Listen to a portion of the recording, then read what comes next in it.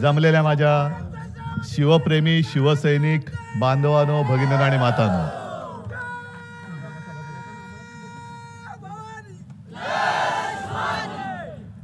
अनेक सभा आजपर्यंत मी केलेल्या आहेत, बरीच भाषणं सुद्धा केलेली आहेत. पण आजचं हे माझं इथून मी भाषण नाही करणार. मी जे काय बोलणार आहे तुमच्याशी, हा क्षण अविस्मरणीय आहे. भास्कररावांनी त्यांच्या मनातल्या भावना सांगितल्या आणि मी ज्या वेळेला शिवछत्रपती महाराजांच्या त्या मूर्तीसमोर उभा राहिलो, एक क्षणभर मला असं वाटलं की ते मला विचारतायत, तुम्ही आमचा नुसता जय जयकार करता, पण आमच्याकडनं काय घेतलं, काही शिकलास की नाही, का नुसताच जय जयकार करतोयस. तो सगळा जो काळ होता, पुन्हा त्याचं काही वर्णन करण्याची गरज नाही. पण आता मोबाईल आहेत, टीव्ही चॅनल्स आहेत, टेलिफोन आले, बऱ्याच काही गोष्टी आल्या. पण त्या काळामध्ये फोन नव्हते, काही नव्हतं. 18 पगड जाती जमातीमध्ये विखुरला गेलेला सगळा आपला हा मराठी माणूस, त्याची ताकद ती काय असणार. शस्त्र नव्हती, काही नव्हतं, समोर बलाढ्य शत्रू होता. आणि त्या मुठभर मावळ्यानिशी स्वराज्य स्थापन करण्याचं स्वप्न पाहणं हे केवढं मोठं धाडस होतं. औरंगजेब बसला होता तिकडे, अफजल खान आला होता. पण निष्ठा आणि निष्ठावान माणसं ही मुठभर जरी असली, त्याची वज्रमुठ एवढी असते की तिने आग्र्याचं तख्त सुद्धा फोडलं होतं. त्या आग्र्याच्या तख्ताखाली सुद्धा आग लागली होती. आणि मला वाटलं शिवाजी महाराज मला तेच विचारतायत की अरे आता तर निवडणुका आहेत, त्यावेळेला निवडणुका नव्हत्या. अफजल खान भेटीला आला होता तेव्हा काय ईव्हीएम नव्हती. आणि त्यांनी जी मगरमिठी मारली आणि पाठीत त्यांनी जो वार केला, जर लेच्यापेच्यासारखा मी गेलो असतो तर काय झालं असतं. शत्रू समोर किती बलाढ्य असू दे, तयारीनिशी गेला आणि मनाची जिद्द असेल, भवानी तलवार जरूर. तलवार पेलायला मनगट पाहिजे जरूर, पण तलवार चालवण्यासाठी खंबीर मन पाहिजे. ते खंबीर मन तुझ्याकडे आहे की नाही. आणि मी खोटं बोलणारा नाही. ज्या वेळेला मला तुमचं असं दर्शन घडतं तेव्हा मला असं वाटतं की महाराजांनी दिलेली मला भवानी तलवार आहे. हीच भवानी तलवार आहे आणि ही तलवार घेऊनच मी उभा आहे. त्याही वेळेला आग्र्यावरनं आले होते, आता दिल्लीवरनं येत आहेत. त्यांना महाराष्ट्राचं पाणी काय असतं हे पाजायची लायकी नसली तरी दाखवण्याची गरज आहे, दाखवण्याची नक्कीच गरज आहे. असं काही नाही की मी पहिल्या प्रथम सिंधुदुर्ग किल्ल्यामध्ये आलो, यापूर्वी देखील आलो होतो. अगदी मला आठवतंय मनोहर जोशी मुख्यमंत्री होते, शिवजयंती 1 मेला आली होती, 1 मे तिथीप्रमाणे. आणि तेव्हा तो पहिल्यांदा झेंडा लावायला आलो होतो, मी त्यांच्याबरोबर होतो. आणि आज मला खरंच वैभवचं मला कौतुक करायचं आहे की याला तसं पाहिलं तर शिवाजी महाराजांचा पुतळा उभारणं चांगली गोष्ट आहे. पण छत्रपती शिवाजी महाराज जे आमचं दैवत आहे, त्यांना साजेसं एक सिंहासन तू वैभव करून दिलंस. आपला राजा, आपल्या राजाचं वैभव हे बाकी सगळेजण येतात, ते बघा तिकडे पुतळा उभा केलेला आहे. महाराजांपासून काय शिकले? काही शिकलेलं नाहीये. महाराजांनी स्वराज्य स्थापन केलं, त्या महाराजांचा महाराष्ट्र लुटणारे महाराजांचा पुतळा स्थापन करून गेले. महाराष्ट्र लुटतायत. म्हणजे मला एका गोष्टीचा अभिमान नक्की होता आणि आहे की या वेळेला नौदल दिन इकडे साजरा केला. तुमच्यापैकी अनेकांनी बघितलं असेल. आहे छान. मी मुंबईमध्ये मागे बघितला होता. एक आपल्या स्वतंत्र हिंदुस्थानचं आरमार, त्याची शक्ती, ज्या आरमाराची स्थापना त्यावेळेला छत्रपती शिवाजी महाराजांनी केली. आपल्या हिंदुस्थानामध्ये आरमार म्हणून जे काही एक प्रकार आधी कुठेही नव्हता, नौदल, त्याची स्थापना छत्रपती शिवाजी महाराजांनी केली. आणि त्यांची आठवण म्हणून प्रधानमंत्री इकडे आले, त्यांनी पुतळा तिकडे बसवला. पण एवढे आल्यानंतर मंदिरात जाऊन आशीर्वाद घ्यायचं विसरले. मी आशीर्वादच घ्यायला आलो, तुम्ही द्यायला काही आलो नाही. मी एवढा कोणी मोठा नाही. आम्ही महाराजांना काय देऊ शकतो? जर महाराज नसते तर आपला जन्म तरी झाला असता का? आपण राहिलो तरी असतो का? आणि ते राम मंदिर तरी होऊ शकलं असतं का? मग महाराजांना आम्ही देणारे कोण आहोत? आम्ही महाराजांकडनं जे जे काही घेता येणं शक्य असेल ते एक कण म्हणतात ना, त्याचा शौर्याचा एक अंश दे, तुझं त्याच्या तेजाचा एक अंश दे, शौर्याचा एक अंश दे, एक कण दे. तू महाराजांकडनं एक अंशाचा एक कण जरी घेतला ना तरी आपण या हुकुमशाहीला गाडून टाकू शकतो. एवढी ताकद त्या कणामध्ये, अंशामध्ये, तेजामध्ये. आणि विनायकजी तुम्ही बोललात ते बरोबर आहे. मी त्यावेळेला मुख्यमंत्री म्हणून काय काय केलं हे माझ्यापेक्षा तुम्हाला माहिती आहे. संकट आलं होतं, मग ते चक्रीवादळ या किनारपट्टीवरच गेली. नुकसान कुठे कुठे किती कसं झालं हेही मी काय पुन्हा सांगत बसत नाही, पण तेव्हाही मी इथे आलो होतो. चिपळूणला सुद्धा भास्करराव, तुम्ही आणि आम्ही, आपण सगळे त्या बाजारपेठेतून फिरलो होतो. पुराच्या वेळेला पूर आला होता, सगळं तळमजला पूर्ण चिखलाने भरून गेला होता. करोनाचा काळ होता आणि एक प्रसंग, एक घटना हृदयाला चटका लावून गेली. ती म्हणजे चिपळूणमध्ये बाजारपेठेच्या तिकडे एका हॉस्पिटलमध्ये पहिल्या मजल्यावरती 9 माणसं दगावली होती. ऑक्सिजन मिळाला नाही.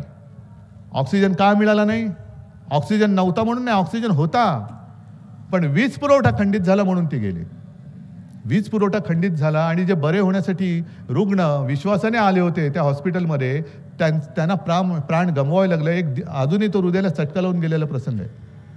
आणि त्याच सुमारास मी निर्णय घेतला, सगळ्यांना बोलवलं, MSCB वाले आले, सगळे आले. त्यांना विचारलं काय करता येईल, कायमस्वरूपी काय करता येईल, कारण हा किनारपट्टीचा भाग आहे आणि गेल्या काही वर्षामध्ये ही वादळं आपल्याच किनारपट्टीवरती धडकत आहेत. कुठे रायगडमध्ये आलं, कुठे आणखीन कुठे आलं.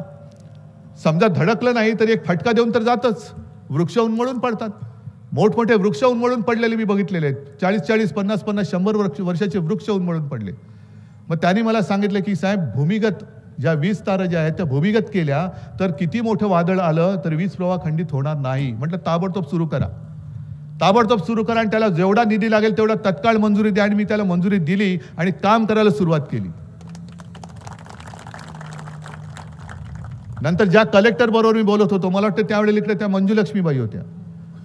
संपूर्ण किनारपट्टीचे जेवढे कलेक्टर होते त्यांना सुद्धा सांगितलं की काही वेळेला धोकादायक जे भाग असतात तिथल्या नागरिकांना हलवावं लागतं. मग कुठे हलवणार? कुठेतरी शाळा बघ, कुठे लग्नाचा हॉल बघ, कुठे आणखीन काय बघ. तर म्हटलं असं नका करू.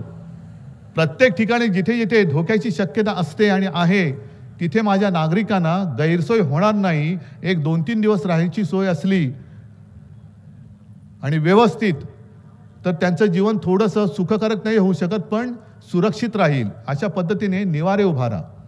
म्हणून या संपूर्ण किनारपट्टीवरती एक तर भूमिगत वीज वाहक तारा आणि दुसरं म्हणजे हे निवाऱ्याची सोय करायला मी सांगितली होती. या गोष्टी आपण सुरू केल्या. आता आहेत नाही आहेत हे तुम्हाला माहिती. कारण ज्या गद्दारांनी हे चांगलं चालणारं आणि कारभार करणारं सरकार पाडलं, ते कारभार करण्यासाठी नाही पाडलं, महाराष्ट्र गिळायला आणि महाराष्ट्र लुटणाऱ्याला मदत करण्यासाठी म्हणून पाडलं. आणि प्रधानमंत्री सुद्धा जे आले होते, मला वाटलं होतं की संकट तर आलेच नव्हते. दोन्ही निसर्ग आणि तोक्तेच्या वेळेला आले नाही, त्याच्या आधीच वादळ आलं होतं तेव्हाही आले नव्हते, कुठेच आले नव्हते.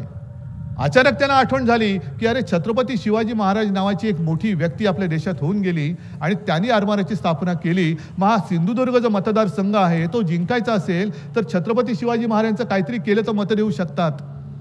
अहो, छत्रपती शिवाजी महाराजांचे आम्ही भक्त एवढे लेचेपेचे नाही आहोत. आम्हाला तुमची ढोंग सगळी कळतात. आमच्या रक्तामध्ये छत्रपती शिवाजी महाराज आहेत, अंगामध्ये आमच्या भगवा आहे. तुमच्या दिखाव्याला आम्ही भुलणारे नाहीत. ठीक आहे, तुम्ही तुमच्या परीने पुतळा केला, चांगला आहे. महाराजांचे जेवढे पुतळे उभारले जातील, स्मारकं उभारली जातील, अभिमान आहे. पण त्याच बरोबरीने विनायकजी तुम्ही जे बोललात, मायनाक भंडारी, कारण महाराजांच्या बरोबरीने सारी सुरी माणसं उभी राहिली. 18 पगड जाती जमाती जी बोललो ना, काटक मावळे, काही त्यांच्यामध्ये तसं काय मोठे बलदंड नव्हते, पण ताटक होते. आणि त्यांच्या भरोशावरती, त्यांच्या विश्वासावरती महाराजांनी हिंदवी स्वराज्य स्थापन केलं. त्या एक त्यांच्या शिलेदाराचं, त्यांच्या सोबत्यांचं, साथीदारांचं, त्यांचं सुद्धा पूजन हे आपण केलंच पाहिजे. कारण महाराज तर आपण होऊच शकत नाही, कित्येक लाखो जन्म घेतले तरी आम्ही महाराज होऊच शकत नाही. निदान मावळ्यांच्या बरोबरींची सुद्धा आम्ही होऊ शकत नाही, पण मावळ्यांसारखं आणि त्यांच्यापासून काहीतरी प्रेरणा घेऊन पुढे जर का आयुष्य जगू शकलो तरी मी म्हणेन आपण मोठ्या आपल्या आयुष्याची कमाई राहील. आणि मला खात्री आहे मी मुख्यमंत्री तेव्हाही व्हायचं माझं स्वप्न नव्हतं, पण एक जरूर की आता ज्या गद्दारांनी आपलं सरकार पाडलं मी त्यांच्या नाकावर टिचून पुन्हा माझ्या शिवसेनेचा मुख्यमंत्री करून दाखवणार म्हणजे दाखवणारच. आणि एवढंच नाही तर आता येणारी पहिली जी लोकसभा आहे तिकडे सुद्धा मी भारतीय जनता पक्षाला दाखवणार आहे की तुम्ही भगव्यामध्ये छेद करण्याचं पाप केलेलं आहात. जो छत्रपती शिवाजी महाराजांचा भगवा आहे, लाखो हजारो वर्षाची त्याची परंपरा आहे, त्या भगव्याला तुम्ही डाग लावलात. तुम्हाला आता आमचा छत्रपती शिवाजी महाराजांचा खरा भगवा काय असतो तो तिथे लाल किल्ल्यावरती पुन्हा फडकून मी दाखवतो. यावेळेला यांचा बोगस फडकं तिकडे फडकू द्यायचं नाही, अजिबात नाही. तो भगवा म्हणजे भगवा नाही, तो त्यांचा बुरखा आहे. पण इकडे आल्यानंतर जसं सिंधुदुर्ग किल्ल्याचं एक दर्शन घडतं तसंच या परिसरामध्ये बघू आपण जागा कोणती. इकडे धोत्राचा एक तो आहे, इकडे मला वाटतं पद्मगड आहे, इकडे कुठे एक मायनाक भंडारींचं छत्रपती शिवाजी महाराजांना साजेल असं स्मारक आपण करून दाखवल्याशिवाय राहायचं नाही, हे वचन मी तुम्हाला आज देतोय. बाकी गोष्टी मी जेव्हा निवडणुकीच्या वेळेला येईन तेव्हा बोलेन, पण मला असं वाटतं वैभव तुझ्यावरती सगळ्यांनी विश्वास ठेवलेला आहे ना. आणि मगाच्या 2 वेळेला असंच माझा संवाद होता, तेव्हा तुम्ही विनायक राऊत आणि वैभवला निवडून नसतं दिलं तर इकडे संपूर्ण गुंडागर्दी आणि गँगवॉर झालं असतं, जे काल परवाकडे कल्याणमध्ये घडलं. म्हणजे सत्ताधारी पक्षामध्ये आता गँगवॉर सुरू झालेलं आहे. मिंदे गँग आणि फडणवीस गँग, 2 गँग, आणि पोलीस स्टेशनमध्ये गोळीबार होतोय, पोलीस हतबल झाले. म्हणजे कायदा आमच्या रक्षणासाठी आहे, तो कायद्यात जर का हतबल झाला असेल तर मग अशा गणपत गायकवाड उभे राहिले तर दोष कोणी कोणाला द्यायचा. मी गणपत गायकवाडची बाजू नाही घेत, पण गणपत गायकवाडने जे स्टेटमेंट केले त्यांनी सांगितलंच नाही की त्यांनी गोळ्या झाडल्या.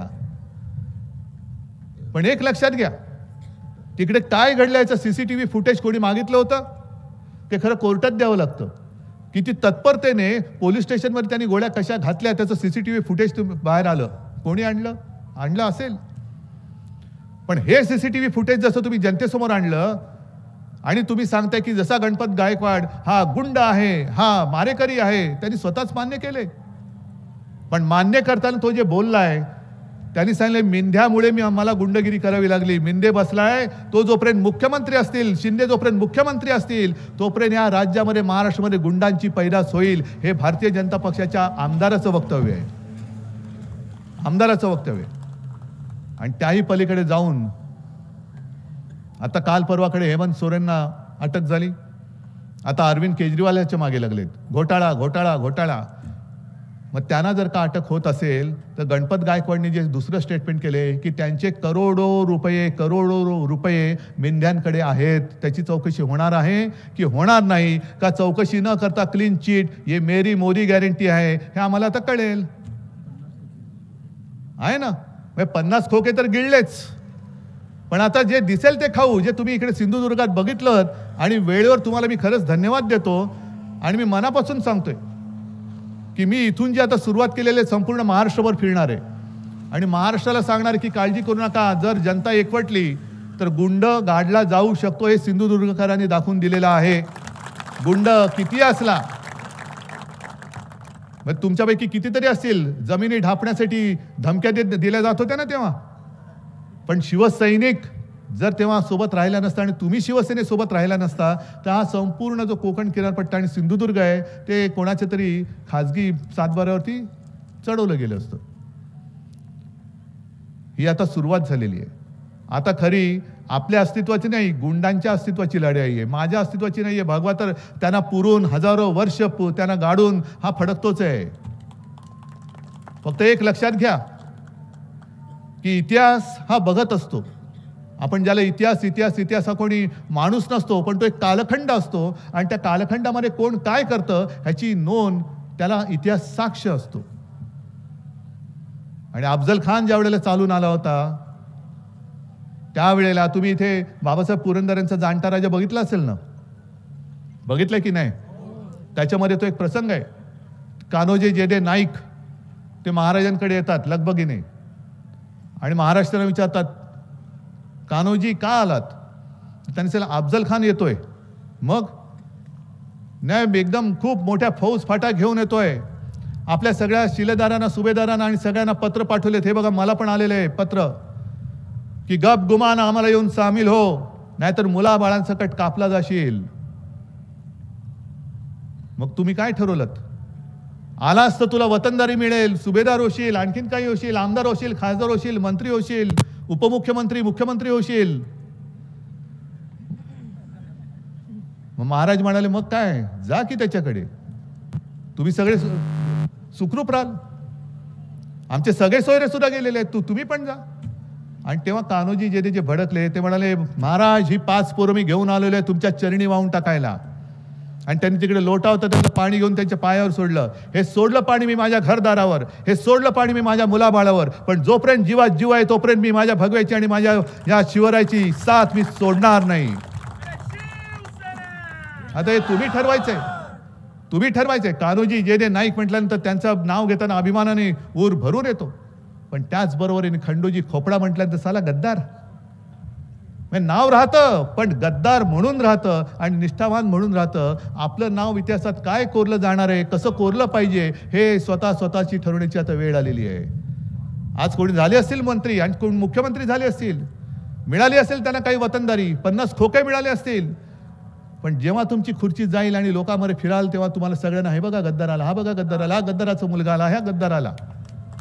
आणि तुम्ही जेव्हा फिराल तेव्हा हा बघ माझा शिवसैनिक आला, हा बघ माझा शिवसैनिक आला. आणि ती निष्ठा हीच मला वाटतं महाराजांनी सांगितलं असेल की उद्धव, माझा आशीर्वाद तुझ्यासोबत आहे. जोपर्यंत भगव्याशी निष्ठा असलेले शिवसैनिक तुझ्यासोबत आहेत तोपर्यंत दिल्लीत नका येऊ दे, आग्र्यात नका येऊ दे, किती कोणी अफजल खान आला, औरंगजेब आला, तरी विजय फक्त भगव्या आणि भगव्याचाच होईल. जय हिंद, जय महाराष्ट्र. देश विदेशातील प्रत्येक घडामोडींचे लाईव्ह अपडेट मिळवण्यासाठी आता साम टीव्हीच्या सर्व सोशल मीडिया प्लॅटफॉर्मला लाईक, फॉलो आणि सबस्क्राईब करा.